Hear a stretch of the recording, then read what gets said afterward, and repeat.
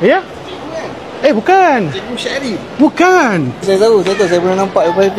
FYP? Kat mana tu? Bintang ke Pavilion ke? Ya ke? Kalau macam tu saya tangkap muat terus boleh. Hari ni saya nak bagi peluang menang hadiah istimewa. Nak tak? Kalau jawab 3 soalan. Soalan apa? Soalan apa? Soalan tu saya akan bagi, jawapan tu puan yang akan bagi. Saya tak tahu jawapan tu. Nak tak? Boleh. Boleh? Mai tepi sikit. Sebelum tu boleh saya dapatkan nama tuan? Nama saya Nazirul. Nas. Cik Nas. Puan? Farah. Dah berapa lama kahwin ni? 9 tahun. 9 tahun? Ya. Betul? Selepas setahun saya pula yang lahir. Oh, magic. Saya rasa dia boleh bagi mic kat dia. Dia yang kata kamu. Okey, simple je. Saya akan tanya puan 3 soalan. Dia akan bagi jawapan. Lepas tu saya akan tanya tuan soalan tu balik. Boleh eh? Puan, jauh sikit. Saya perlukan puan in private. Soalan pertama. Kita bagi yang senang dululah. Warna kegemaran puan apa? Hitam. Soalan nombor 2. Tarikh tunang bila? 16 September 2014. Soalan nombor 3. Yang paling penting sekali. Last bergaduh besar bila? Tak ingat yang tu setiap hari gaduh. Okey, tak apa. Kita tukar lagi soalan. Apakah benda yang paling romantik suami puan pernah cakap kat puan? Oh my god. I love you lah. Itu je. Itulah.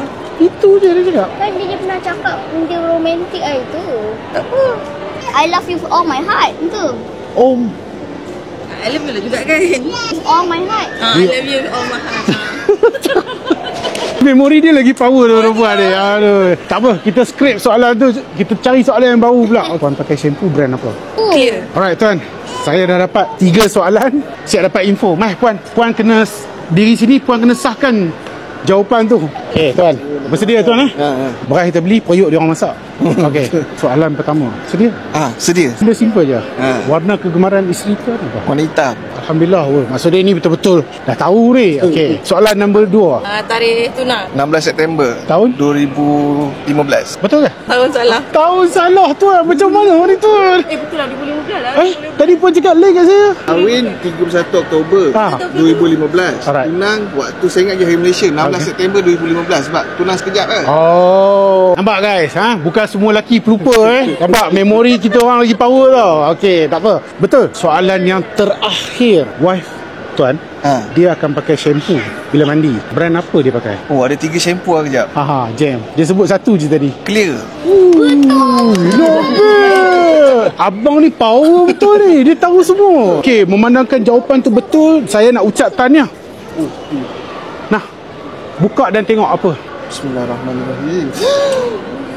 Cincin belian. Oh, belian? Belian 1 karat. In case lah ada orang ragu-ragu, saya present, ni sijil dia. So memang betul-betul belian lah. Bukannya kita main-main lah. Ada sijil sekali untuk mengesahkan. So tuan dah dapat cincin, dah menang. Ni betul ke bagi? Nak bagi saya balik. Rezeki Jumaat, rezeki anak-anak. Tahu kanlah. Cakaplah romantik sikit. Ini hadiah. InsyaAllah. Boleh ejaz. Tak apa, jangan takut. I love you. Ush. Masuk cantik. Tuan cakap romantik sikit. I love you macam sikit. Alamak, stylo tuan. Yang tu baru best. Serius. Tapi saya ada 2 soalan lagi saya nak tanya. Apa tu? Kalau jawab betul, kita bagi hadiah. Nak? Boleh. Bila saya akan buat live? Jom.